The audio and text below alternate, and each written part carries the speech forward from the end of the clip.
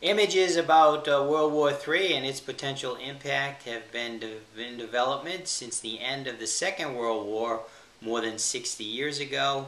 In many cases, those types of images or thoughts have focused on nuclear types of exchanges between countries. It seems to be becoming more and more apparent that World War III will be waged, at least in part, online. And the reality is that there is a growing number of initiatives by various governments, the U.S. government, Chinese government, Israeli, Middle Eastern governments, in this area of cyber warfare. As a matter of fact, these types of talks have been going on for a couple of years now. A few years ago, the folks at Google and other companies in the United States felt that the Chinese government was in the process of developing various types of worms and malware to go at and attack U.S. companies' corporate assets and try to steal some of their corporate secrets and the like.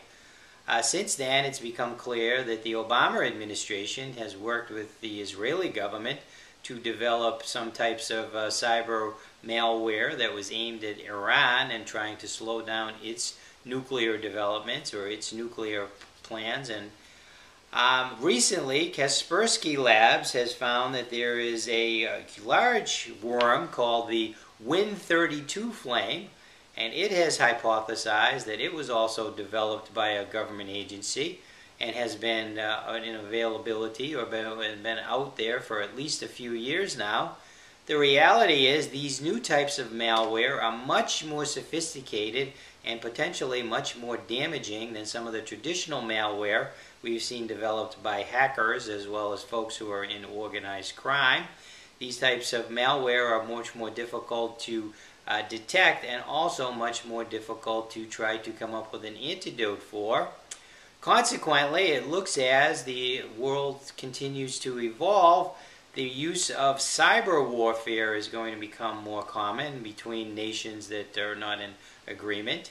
And consequently, World War III will have probably at least a virtual element and possibly may have some of those traditional types of attacks where we're going to be involved in ground warfare as well as battles that are going to be waged virtually.